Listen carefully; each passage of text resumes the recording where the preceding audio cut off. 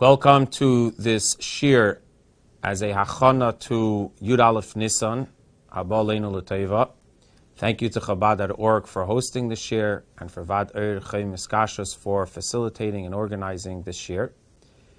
As we prepare for Yud Aleph Nisan, a special day for us Chassidim, the day that Rebbe's Yom Moledes, the proper way to prepare for any Yom Depaga, especially Yom Depaga associated with the Rebbe, is by learning the Rebbe's Torah, and particularly a mimer that's both associated with the Yud Aleph Nisan because of the date of when it was said, mimer said in Aleph Nisan, as well as the teichen of the mimer has a very unique connection with Yud Aleph Nisan, as it speaks about the special bechira and special connection that the Yidden have with the Eibishter, and being that tzaddikim deimim lebeidam, the tzaddikim are similar to their creator, Chazal tell us, and although the Maimer is speaking about the hiskashus, the connection that the Yidden have with the Eibishter, but it has a lesson to teach us also in what it means, hiskashus to a Rebbe.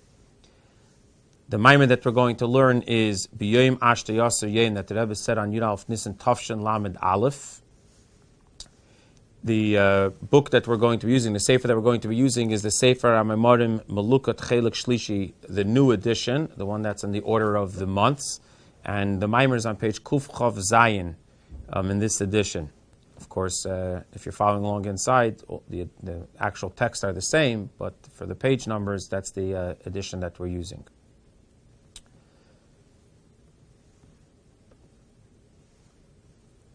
Unique on this mimer also is that this mimer was said in connection with Shnas HaShivim, the 70th year of the Rebbe's Nasius, entering the 70th year, which is when the Rebbe really began farbringing Yud Aleph Nisan on a more regular basis. Yud Aleph Nisan, in the earlier years, the Rebbe farbringed on Shnas HaShishim and Tavshin Chav Beis. And earlier in Tafshin Yud Beis, the Rebbe said a maimer for Hashem Sosai Tiftach, which was the capital of Shnas HaChamishim. The Rebbe said that a maimer special for Yud Aleph Nisan, but otherwise there wasn't a farbringen for Yud Aleph Nisan. But in Tafshin Lamed Aleph, as it was entering Shnas HaShivim, the Rebbe had a farbringen and spoke and said this maimer by the farbringen. And from then, the Rebbe already started farbringing Yud Aleph Nisan more regularly, if I'm not mistaken, even every year. So this maimer is, in a way, not just a maimer connected to Yud Aleph Nisan, but it's also a maimer that began a more prominent, Yud Aleph Nisan take a more prominent celebration of the Rebbe together with the Chassidim. So we'll begin the maimer. The maimer is on the pasuk B'yom Ashter Asa Yom Nasi Livnei Asher. On the 11th day of Nisan was the day that the Nasi of Shevet Asher brought the carbon in the Chanukas HaMizbeach, obviously connected with the Yud Aleph Nisan, as that's the day of Asher's carbon. The Medrash on the pasuk in discussing the uniqueness of each Shevet's carbon. As everyone knows in Parshas Nasai, each one of the Shvatim are mentioned, their karbonis in detail, even though they're identical. So the Medrash explains that one of the reasons why each one of them are given the carbon again is because the carbon may have been the same, but the kavana, the intention and the purpose of the carbon was unique for each shevet. Each shevet had their own, each shevet and each nasi of each shevet had their own unique kavana for the karbonis that they brought. And the Medrash goes through each of the Shvatim, explaining what's unique about their Shevet, what was the Kavana, and why the Karbanis were expressed, each one of their Kavanas. So for Shevet Asher, the Medrash says as follows, Isa Medrash, Kol HaShvatim, L'Shem Geulasim Shal Yisrael, L'Shem Shvachan Nikro Shmeisam. All the Shvatim, their names express the Geula of the Yidden and the praise of the Yidden. The Asher, what is the connection between the Geula and the praise of the Yidden that's connected with the name Asher? So Nikra Shmuel L'Shem Gulasan Shal Yisrael. The reason why name of Shevet Asher, or the name Asher, is connected with the Geula is Kamad Temel, like the pasuk says in Malachi, that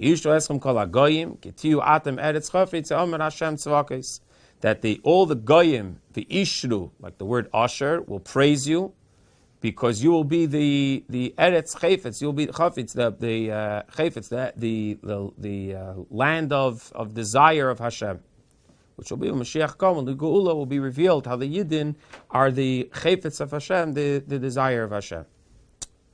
L'shem shvachan, and what is the praise of the Yidden that the name of Asher expresses? And this is really what the Maimer is going to focus on.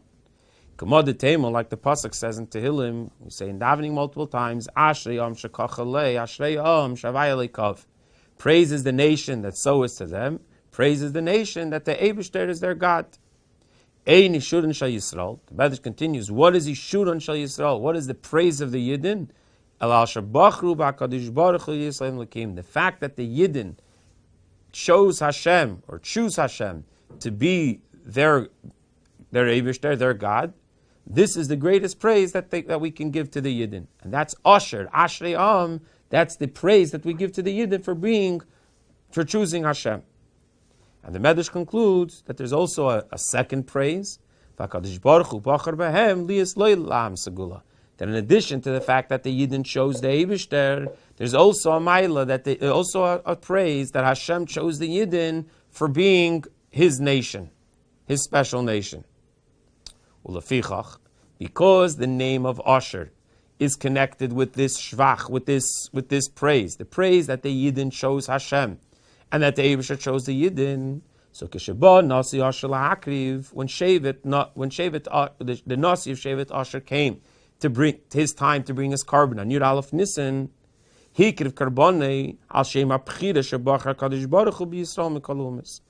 brought his carbon in honor or in celebration of this this choice that Hashem took, and the Yidden chose the Yidden of all the other nations. And as the pasuk says in Parashas Re'eh, Ubechal Bachar Hashem Alekecha, Moshe Rabbeinu tells the Yidden that the Eibishter chose you, L'Yisleilam Segula, to be His chosen nation.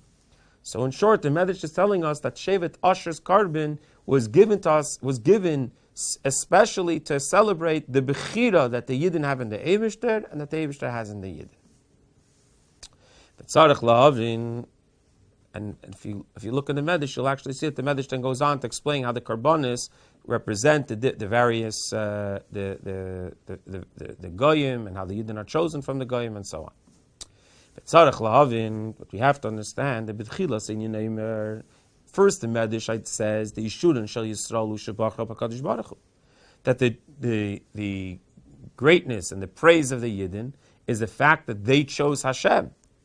And it would seem that the fact that the Medrash mentions that Hashem chose the Yidden is secondary. The Medrash in the beginning implies that the main shvach, the main ishur, the main praise of the Yidden is the fact that they chose Hashem. As the pasuk says, the Rebbe writes in footnote 7, as the pasuk says, Ashrei Ya'am Shashem Eleikav, praises the nation that Hashem is their God. That's the pasuk that the Medrash brings for Asher. Ashrei Asher. In other words, Hashem Eleikav, that Hashem is their nation, Hashem is their God, that they chose Hashem to be their God, versus saying Ashrei Ya'am Shem Am Hashem, blesses the nation that they're Hashem's nation, that they're Hashem's nation. That's not the pasuk's emphasis. The pasuk's emphasis is the fact that the Yidden chose Hashem. The fact that Hashem chose the Yidden seems to be mentioned as a second point. But then the Medrash continues, but when the Medrash speaks about the Yidden giving the Eibishter the carbon, the Asher giving the Shevet Asher being the Eibishter the carbon, the Medrash says the Asher al Shem Yishur Nasi Yisrael Hikir Karbonei al Shem HaBechira Shebach HaKadosh Baruch Hu BiYisrael. The fact that Hashem chose the Yidden is what Asher was celebrating. So what is the main Asher? What is the main praise of the Yidden? The fact that the Yidden chose Hashem, or the fact that Hashem chose the Yidden? The second question we have to ask is on the whole concept of the terminology that we're using here of bechira, of choice, both the Yidden and the Eibishter, as well as the Eibishter and the Yidden. The bechira shayich dafke b'shnei dvarim sheshneim shavim. When we talk about bechira, when we talk about choice, choice is done over two things, as explained in Chassidus at length, that a bechira, choice, has to be done over two equal things. If you have two things that are equal, and you take one over the other, that's what choice is. Whereas if one is better than the other, so then it's not a choice. You're taking the better one because it's better.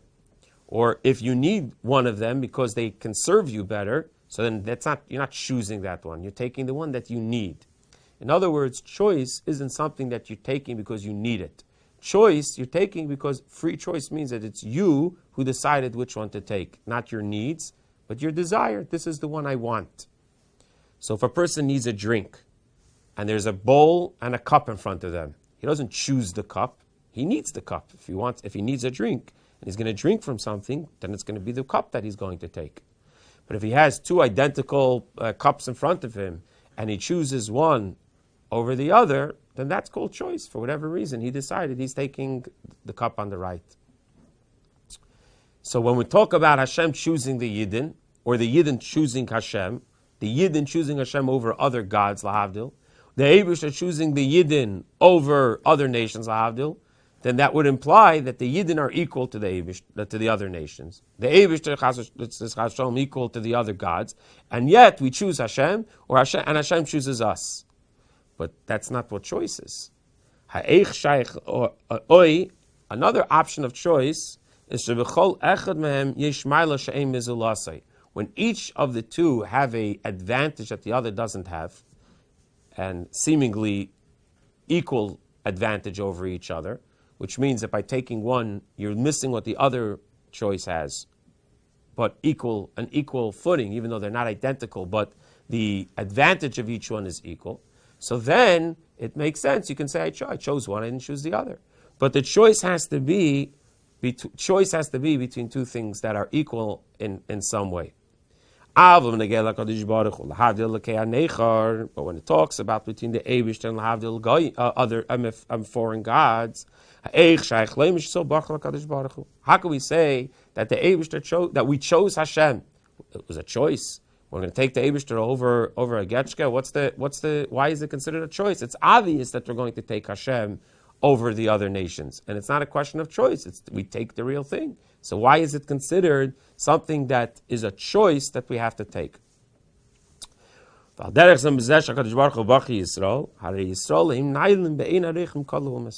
same thing's also with Hashem's choice of Yidden. The Yidden are considered much greater than the other nations. The Kedusha and the Neshama of a Yid is greater than every other nation. So if that's the case, it's obvious that the Eibishter is going to choose the Yidden because of the Kedusha that the Yid has. Why is it that we say that Hashem chooses the Yidden? So Alter Rebbe asks this question in Tanya. In Perek Mem Tes of Tanya, Alter Rebbe asks this question, why do we say in davening Ubanu v'chartam mikol ha'meloshin that the Eibishter chose us from all other nations and languages?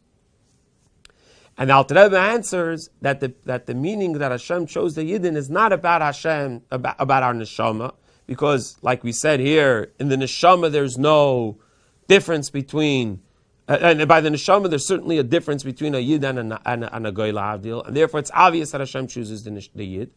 But when it comes to the guf, when it comes to the body, where b'chitzonius it seems that a body of a Jew is the same as the body of any other human, and yet the bechira Hashem chose not only in the neshama of the Yid, but Hashem also chose the guf of the Yid, the body of a Yid.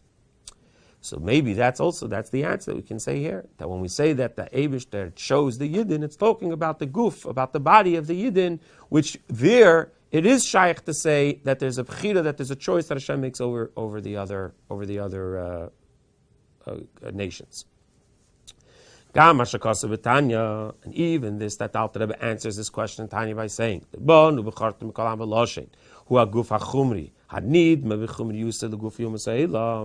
it's the body, the physical body, which seems to be the same as all other physical bodies.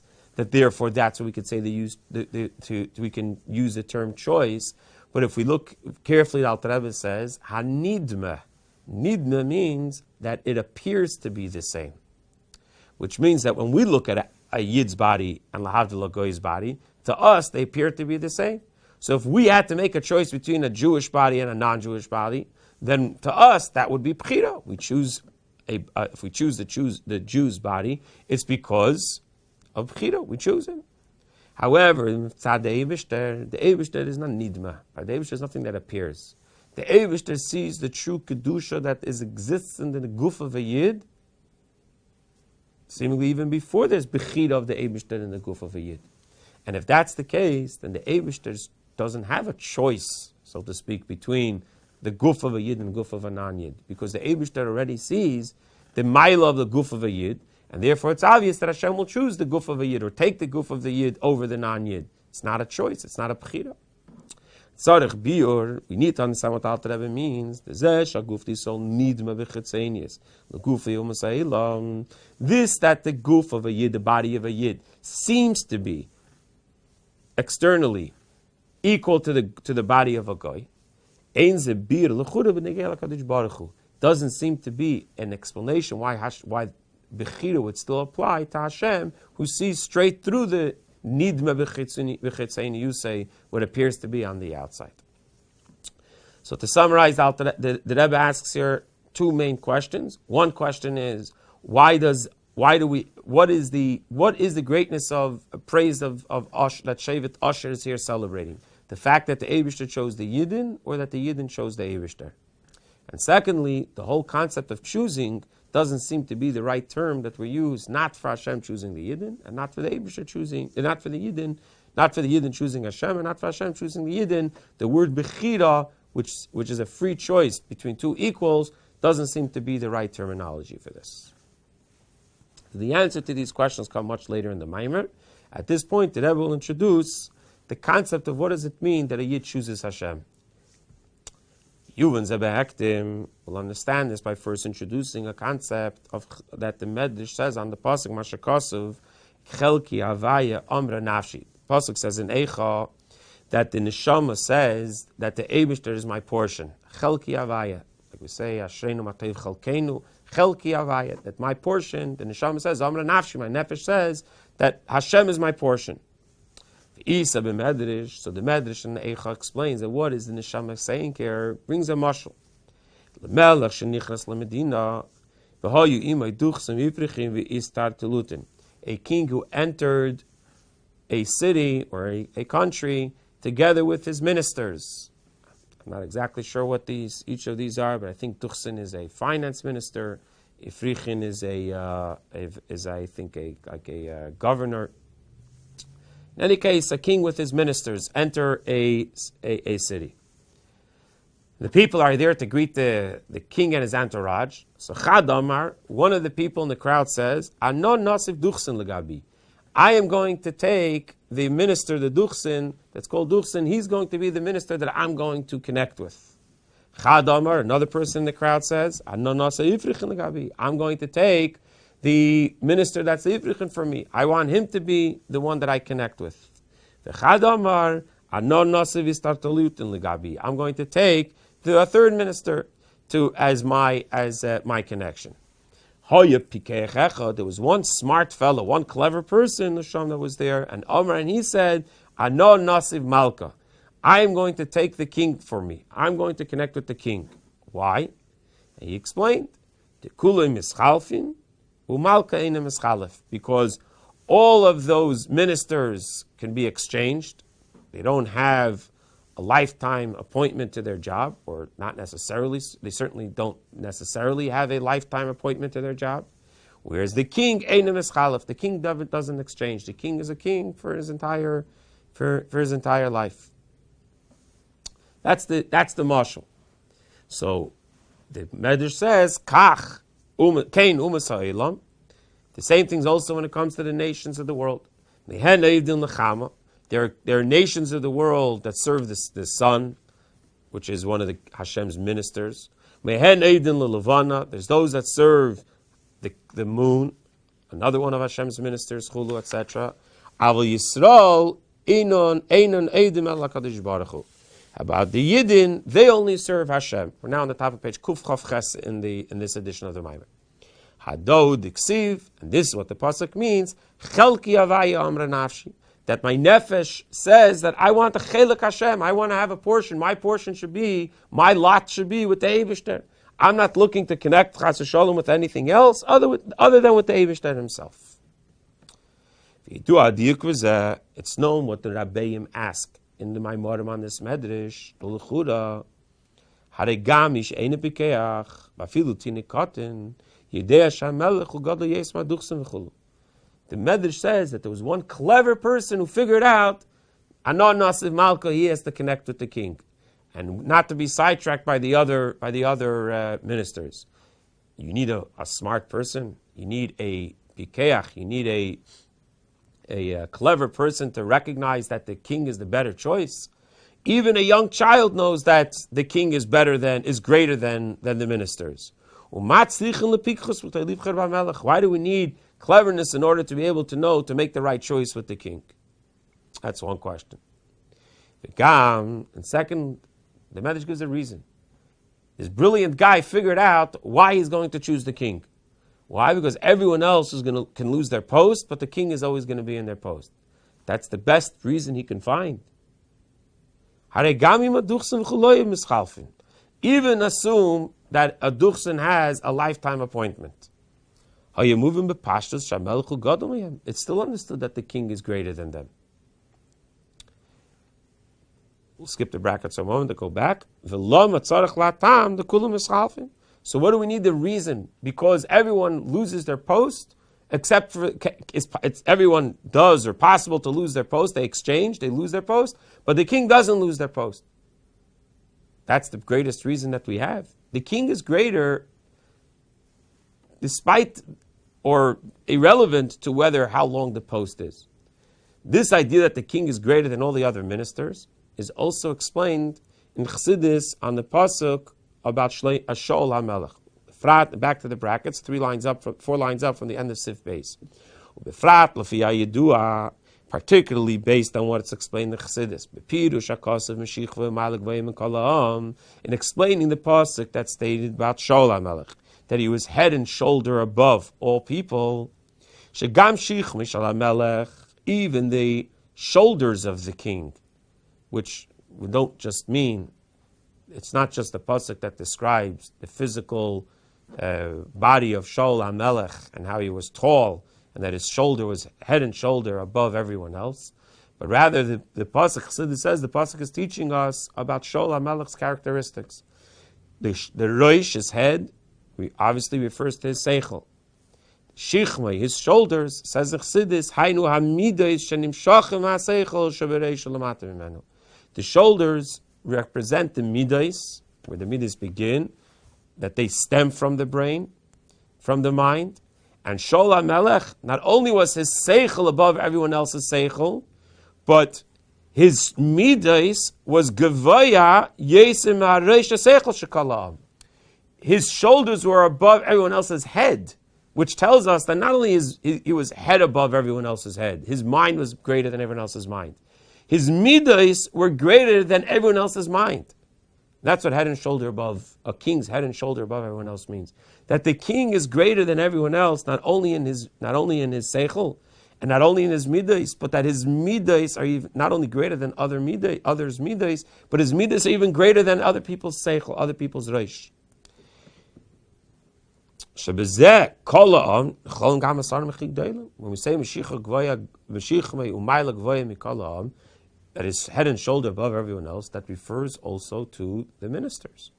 If so, the pasuk Chassidus is telling us, is teaching us that a soldier, a king, is head and shoulders, is seichel and midas above everyone else, completely. So if that's the case, it's understood that the melech is far greater than everyone.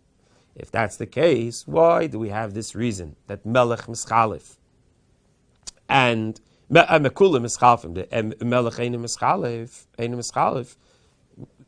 There seems to be a far simpler reason, and again that even a child understands, that to choose the king. The king is greater than them. Sif Gimel. Perhaps we can explain this based on what's explained in Chassidus, based on what the Rambam explains in Hilchas Avodah Zarah at the beginning. Shebedeiros harishonim, in the earlier generations, at the beginning of the formation of Avodah Zarah, elu she'adlu kechavim mazalos, yadu sha'shefa she'nishma be'eretz adei kechavim mazalos, mimeged fu Hashem shemeged shachim hu leishei ma'atzim mashpiyim al shkadosh baruch hu mashpil al yada. The earlier generations that served the stars and the mazalos and the galaxies and all that, the tzva shemayim, it's not that they thought that the sun and the moon are the ones that are the source of the hashpah that they receive from the sun and the moon. They understood that HaKadosh Baruch Hu mashpia yadam, that it's the Eibishter that's giving them the hashpah, that's giving them what they need through the sun and the moon. So when the pasuk says in Parshas Eis HaBracha, Mimeged Tu Hashemesh, that the wheat grows from the rays and the light of the sun, they didn't think that it's the sun that provides this light or provides this energy. They understood that it's coming from Hashem. So what was their mistake? Their mistake was that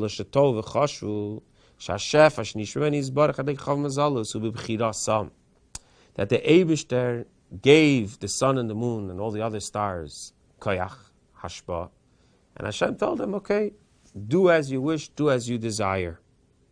If you want, give it. If you don't want, don't give it. V'loi yadu es ha'emes.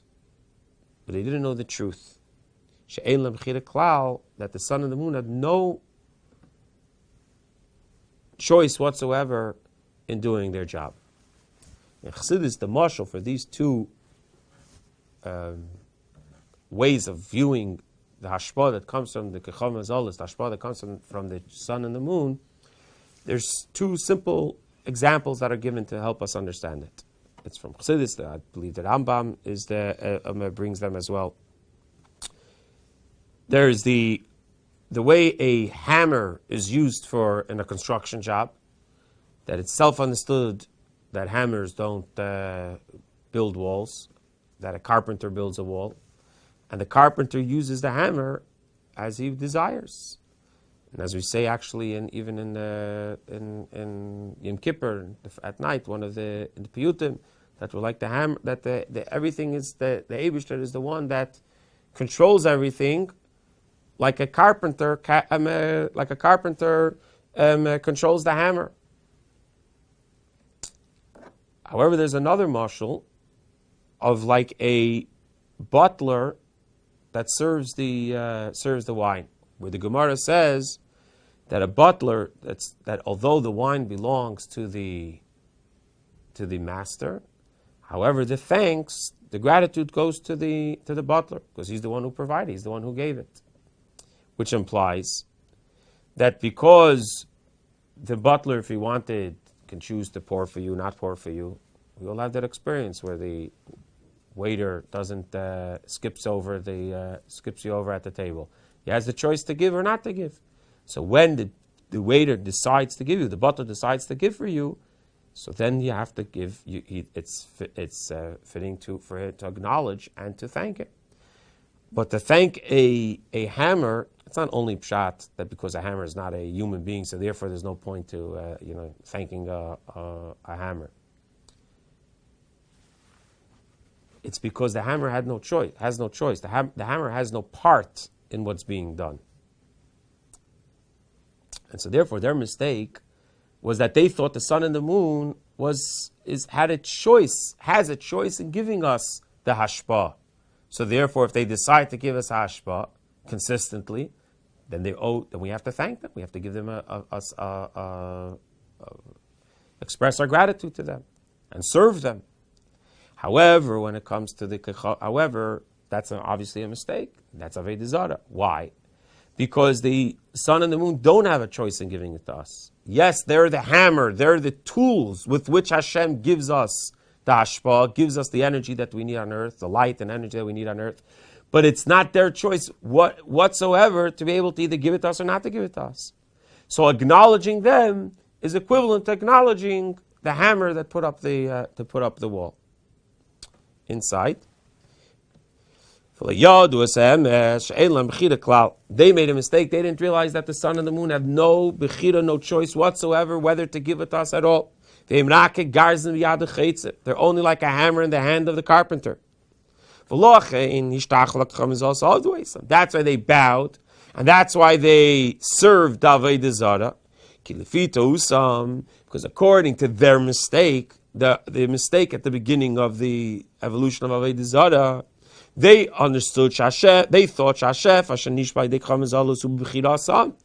the hashpah that they received from the kechavim azalos, from the stars and the moon and the sun and so on, is at their choice. So therefore, it's fitting to thank them, express gratitude to them.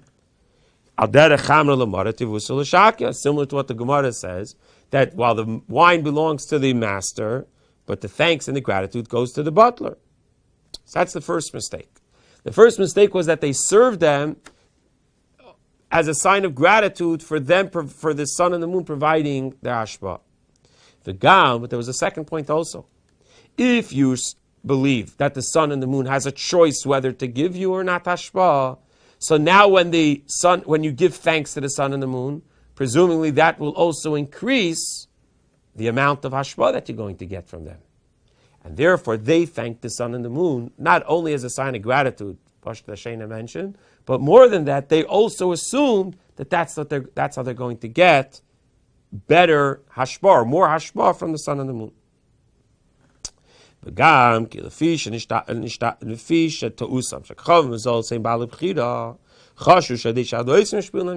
thought that now they're going to be able to get a better hashpah, more hashpah as a result. So that was the first mistake. That was the initial mistake that was made about how to approach the sun and the moon providing energy. It comes directly from Hashem. However, it's given by the choice, and Hashem gives it, but they have the choice whether to turn the faucet on or not, whether to provide it or not. And therefore they deserve to be acknowledged. And by acknowledging them, you may receive more. That led to even a greater mistake. They thought that not only does the hashpah come from the Eibishter, but that not only does the sun and the moon have the ability to give hashpah or not, but more than that the Eibishter decided that he doesn't have to deal with the world anymore. So the Eibishter dropped the ball. The Eibishter gave the Chas v'Shalom. The Eibishter gave the Kechavim Hazolos, the star and the stars, the sun and the moon, etc., the Koyach, and said, now you do as you wish. And now the ability to control the world and to provide for the world, to lead the world, is totally up to them. Hashem doesn't even get involved whatsoever. In other words, in the mashal, the butler, it's true the butler has a desire to give or not to give, but we presume that the master of the house is also present. And if the master wants the butler to give to someone, so he'll say, 1 second, you skipped over that person, give that person. So while he has a b'chira, but it's coming directly, the master is the one who's providing the wine, he's the one who chooses the wine, so he's actively involved, though he's not 100% hands-on to make every decision, and he allows the butler to make some decisions. So that's mistake number one. But the mistake leads to more, that the master b'chlal left the world. In other words, it's more like the mashal that Rebbe brings now. It's more like a king that tells a minister, look, you're in charge of the Department of Education. You do whatever you want in the Department of Education. I don't want to hear anything about it. I don't want to know anything about it. Whatever you do, gesundheit, whatever you do is stamped. It'd be similar also like we saw just now in the story of Purim, that Haman was given a right by Achashverosh. Here's the stamp. Go do as you wish. So this is bedugmas melech shemina saram lahanigas hamedina. This is like a king who appoints ministers to lead the country. Although it's true that they're empowered by the king, after they were empowered, now the control of the country is totally up to the ministers. And the king doesn't mix into this. unless there's a real need and infrequent need that the king has to get involved in order to take care of something major. Before the Rebbe comes back to this discussion, the Rebbe just addresses here a important understanding of both of these mistakes. I don't want to go into details of it, but what the Rebbe here is answering what seems to be a contradiction in other places of Chassidus of what's considered Avodah Zarah, what's Shituf. It's more of a side point in the Maimer, so I'll just read through the brackets, but we won't dwell on all the details. You can look up in the footnotes and if you want to take it to more in detail. Both of these sides of the of mistakes, whether the initial mistake that they saw the Kechavim Mazalis as a Hashem giving hashpah, however allowing them to make the decision or the bechira of whether they're going to give and how much they're going to give, or whether we see the bechira or whether we see the Kechavim Mazalis as being totally in control of whether we see the hashpah or not. The Rebbe is going to explain now that both of them fit into the category of what the Gemara calls Elekad de Elekaya, that the nations of the world refer to Hashem, or Klippa refers to Hashem as the God of all gods, which means, and as Alter explains El Santanya, that on one hand, we're calling the Kechavim Mazalis, the stars and the sun and the moon, as Elekaya, as a god, Eleka, a god. But we're also still referring to Hashem as Elekad Elekai, the God of all gods, meaning the koyach and the power that's behind all of them. So we're not denying Hashem's existence on this level. They're not denying Hashem's existence on either of these two levels. But secondly, neither of these two levels are denying that Hashem's the one who empowered them. And secondly, but both of them are also saying that there's an independent power, at some level, independent power from Hashem, and therefore both of them are part of a desara and a problem. Let's see it inside in the brackets towards the bottom of page Kuf Chav Ches. This that the Gemara says that the Goyim refer to Hashem as the God of all gods. Both mistakes are included in this. On one hand, even the more extreme mistake, the second one that we mentioned here, that the nations believe that Hashem completely left the stars and the sun and the moon, the Kechavim Mazalis, in complete control of the world. They still refer to Hashem as the God of all gods, which means besides the fact that they still recognize that Hashem is stronger, greater, and controls them, even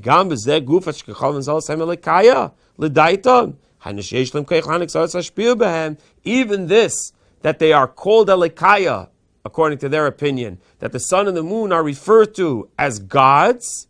It's not they're not self-made gods, but it's because Hashem gave them the ability to do this.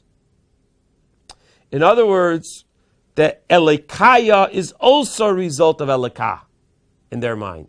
That also the fact that these Kechavim Mazalis are gods is empowered by Hashem. Again, similar to the analogy we gave before, that the ministers of the king, they lead the country because they were empowered by the king, which means their very leadership that you're attributing to them, the very powers that you're attributing to them, are also, you recognize that they too come from the king. They're not self-made. On the other hand, this that we say, the original mistake, that the Kechavim Mazalis are giving the hashpah from Hashem, which would seem to imply that we're not giving them the name of a god. We're referring to Hashem as the Lekah, as the God that's providing the Kechavim, that's providing the hashpah, that's providing what we need, the energy that we need. But the fact that we're saying that the Kechavim Azalas have a bechira, have a choice, whether to give it to us or not. So therefore, that too falls into the category nichla bedakus belakad elikaya.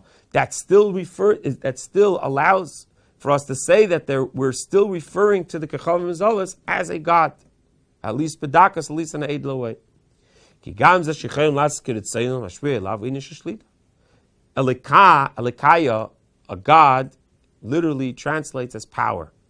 That's what says Shulchan Aruch. That's what the word elikim means, power, gvura.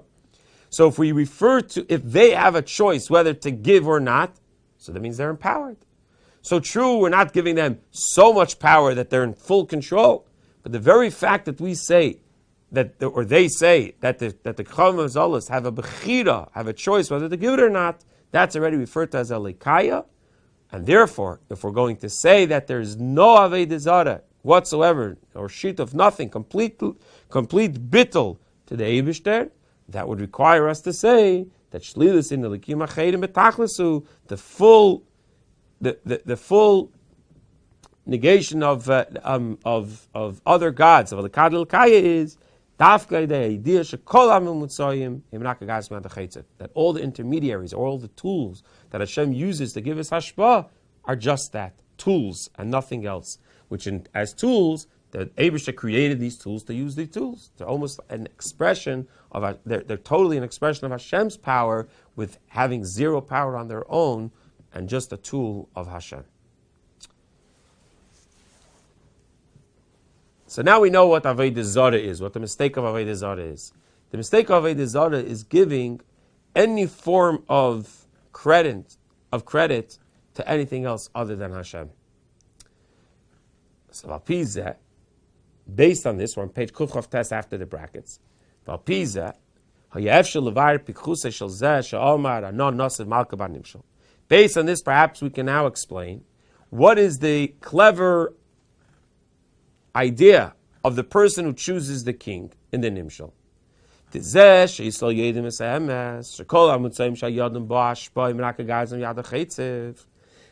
not just that the Yidden choose Hashem. The other nations also know that Hashem is great. But they get sidetracked by the others. They say, 1 second, the Kechavim Azalas have power too. And therefore they decide to choose the Kechavim Azalas because of the power that they have. They don't deny Hashem's greatness, and they don't ignore Hashem's greatness. But they figure that they'll have the best access to Hashem's greatness if they go via the Kechavim Azalas, because the Kechavim Azalas are independent powers that can provide for them perhaps more, as we'll learn, than what the Eibishter will give direct. But the Yid is clever, and the Yid knows that that's a totally mistaken way of looking at the Kechavim Azalas. That the way to look at them is that they're just a gazim yad hachetzev, they're just like a tool in the hands of the carpenter, and therefore mitzad goydel das shalahem, because the Yid has tremendous das, tremendous knowledge. Shem royim es apnimius, they're able to see the way it is b'pnimius, they're able to see the real truth. Because b'chitzenius, externally, when you look at it, the sun and the moon seem to be very powerful, to the extent that one can mistake we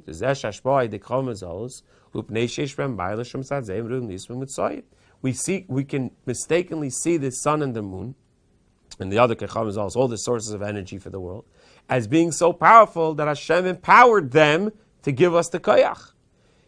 That's how it looks b'chitzenius. And this,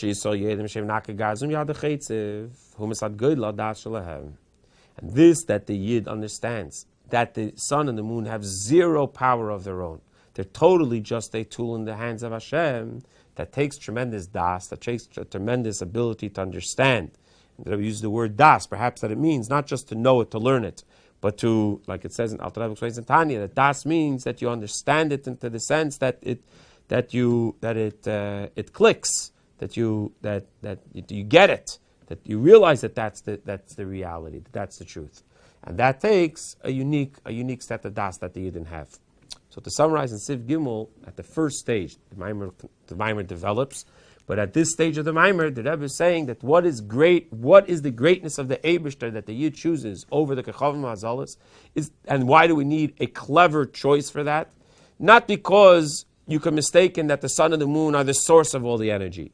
Even if you recognize that the Eibishter is the source of all the energy, but you can still make the mistake that the sun and the moon are powerful creations. And as powerful creations, they have their own power that they could provide, and the own source of energy. You can worship science. You can worship the greatness of what Hashem created. And for this, the Yid, however, recognizes that even what seems to be so powerful and so great is just the hands of Hashem. And therefore, there should be zero credit to the Kechavim Hazalos. And the Yid says, "Anon nasiv malka," I choose the Eibishter. It's the Eibishter himself, with nothing else that goes on. Siv Dalet.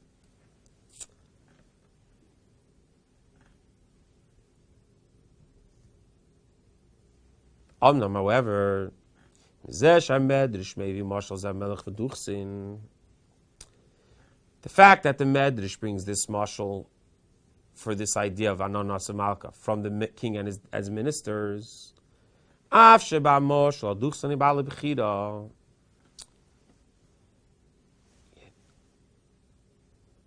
the mashal doesn't line, according to what we explained in Siv Gimel, the mashal doesn't line up with this idea. The mashal is saying that if you worship the minister, you're making a big mistake, because the minister, according to what we said in Siv Gimel, that would have to say, because the minister is just a hammer in the hand of the king. But the minister is not a hammer in the hand of the carpenter of the king. The minister, like we said before in Siv Gimel, the minister has a choice, which means that the minister is the source. It's not a mistake to worship the minister in the mashal. It's not a mistake to worship the minister. If you're looking to receive more hashba, so then connecting with the minister is the right way to go.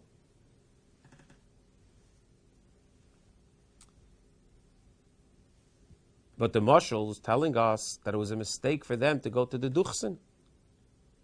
In other words, that even in a case where the Kechavim Hazalos do have the power to give you more, it's still wrong to go to them. You still have to go to the king. So how does that fit with what we're saying here, according to Chassid, is that the idea that the mashal is that the king, the Eibishter, is the hashpa of everything. And acknowledging the Kechavim Hazalos is a total mistake, because they're not a source of energy. They do have a choice. It's logical to say choosing the king, choosing the ministers. It's very possible that it's beneficial, that you're going to get more.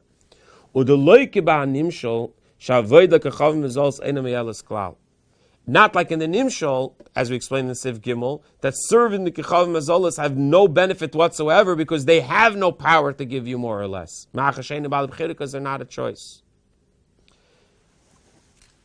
It's like when you have if you're trying to accomplish something, the best connections sometimes are the lower people in the company, the ones that actually sign the papers, the ones that actually make things happen. You can go to the top, and either you may say, I'm not getting involved, I don't know, go to the people who we put in charge. So going to the duchsin could be a very clever choice if you're going to get more from the duchsin. So in the mashal, it works. But in the nimshal, it's not a good mashal if it doesn't work in the nimshal. And in the nimshal, we said before that the Kechavim Hazalos are not empowered to give more. So if so, we have to adjust the mashal, or the idea in Chassidus, that the Chassidus is teaching us here to better understand this idea. So therefore it's moving. As the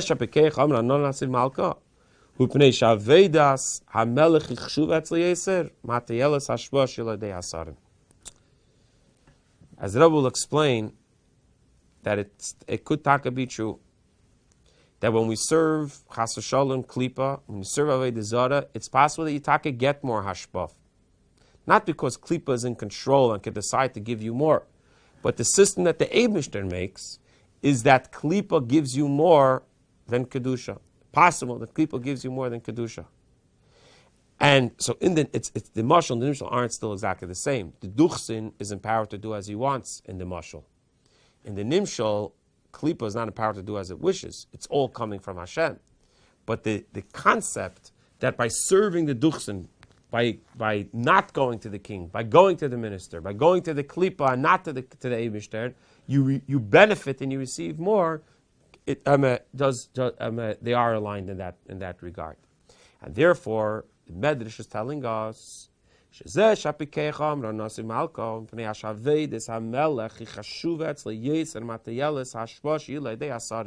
repeated that line, that the king is more important to the Yid than the benefits that he can get from going from the Duchsin. So and therefore this explains also in the Nimshal. The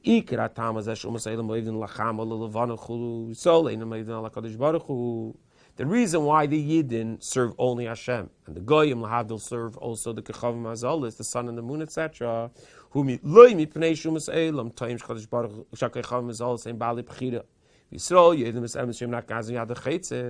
It's not only, in other words, that is not negating what we explained in Siv Gimel, but we're building on that. That it's we're adding to that idea that it's not only that the king, it's a mistake to serve Kechavim Azalis because the Kechavim Azalis don't have any power, but there's another element to this too, that serving the Kechavim Azalis seems to benefit the server. Whereas the Yid says, I don't care if I can receive more by serving the Kechavim Azalis. I rather serve the king and ignore what I get more from. The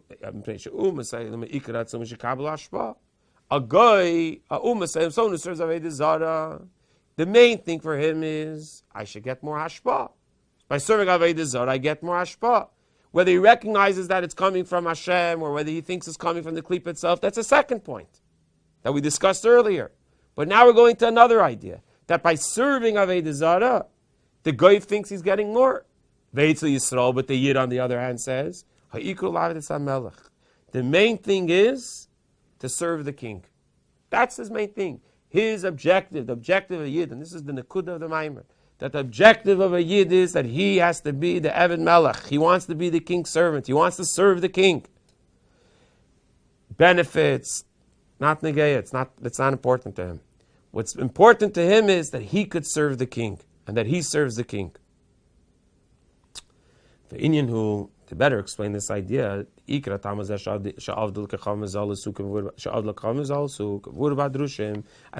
in Chassidus, that the main reason why they served Avodah Zarah, because in order to receive from Kedusha, you need to align yourself with Kedusha. The key, as Al Tarab explains in Tanya, in a number of places, that the key element in Kedusha is bittul, submitting yourself to the Eibishter. If you want to receive from Kedusha, you have to submit yourself to Kedusha, to Hashem. So when they saw that they don't want, that you have to be batal, they have to be completely submitted, they wanted to remain a Metzias, they wanted to remain their own identity. So they decided, okay, so we'll go to the start, we'll serve Avodah Zarah. By serving Avodah Zarah, we remain our own entity, and we'll receive our hashpah in any case. And you don't have to have bittul. As the Zayir explains, the ruach mesaba, that the ruach of klipa is dam and tadir, is constantly found by empty and void places. And like we say, like the pasuk says concerning Mitzrayim, that the Yidden complain that when it comes to the kedusha of the mon and the things that we get from the Eibishter, we have to deserve it. We have to work for it. But when it came to Mitzrayim, in other words, klipa, it's chinam, it's free. Klipa gives without any conditions. Tashba that we get from klipa is no bittul, no conditions, unconditional love. Klipa gives as long as you're there, they're happy to give you. Kedusha requires Aveda. Kedusha requires bittul. So the Aveda Kechavim Azalis, the ones who serve the Avodah Zarah, they started off and they said, we don't need that. We don't need the bittul. We can rather get without the bittul. So that's one point. Another reason why they wanted to receive dafka from the kechal mazal, dafka from the sun and the moon. We're now on top page kuflamid. Kigam hashpa'at anim sheches lekechal mazales. Igdele yeser, because also the hashpa that they received from the kechal mazals that they received from the avodah zara, igdele yeser is greater. They got more. The kiven sheinikas asit rachem ha'makav shel mayim meshtashlus. Kabbalistically speaking, as explained in detail in Kuntis Umayan, that the klipa receives its sustenance from makif, which is higher than Seder Ishtashlus, and being that it's from a makif, shashpa misham mishalei al bicheshben. There's no cheshben, there's no accounting. Harei hashpa b'riba gadol, and therefore it's given in a far greater amounts, which is not totally a separate point from what we said before.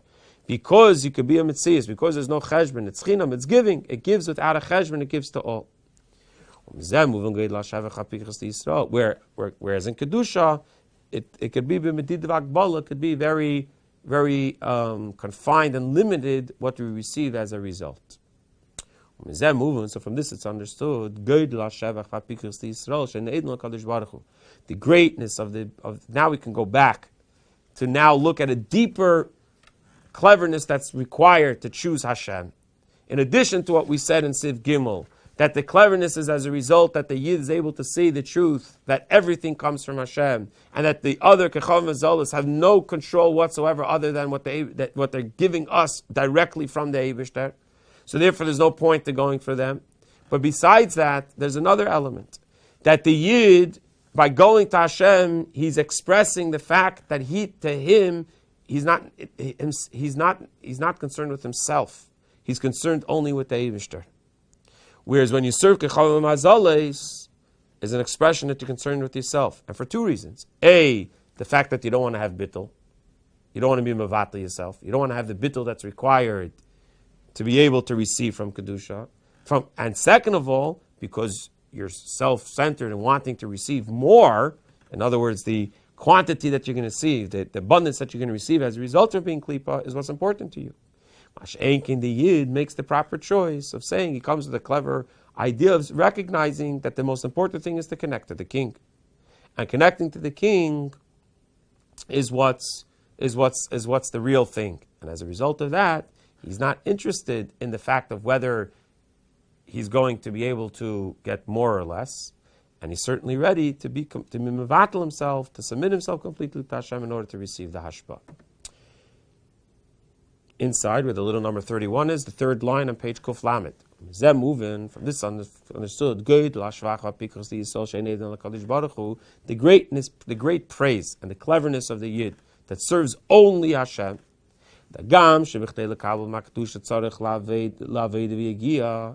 Although in order to receive from Kedusha, one has to toil, one has to work hard, and he has to mevatel himself. And because he's receiving a hashpa in response to his avodah, to his service, he's only going to receive according to the limitations of his avodah. But Mikol Mokim, still in all, they give up on the fact that they're not going to get so much hashpa physically. Even though it's not pshat that they don't have a choice. A Yid, because he's Kadesh, therefore he has to get from Kedusha. Unfortunately, the possibility of a Yid receiving from Klipa is also possible. To explain the Chassidus that when a Yid does an Aveda and he's mamshich chayas into Klipa, that he, as a result of him being the source of Klipa receiving more chayas, more energy, he receives a chelik v'reish, he gets the first portion. Mikol Makim, but still in all, although a Yid has that option of getting from Klipa and an abundance from Klipa, the Yid forgives this hashpa, because it's more precious to them. Hashpa mitzvum tzemes and mshachas makadusha, the limited hashpa that we receive, that he's able to receive from kedusha. And so at this point we have two ideas of what is the pikchos of the Yid, what is the cleverness of the Yid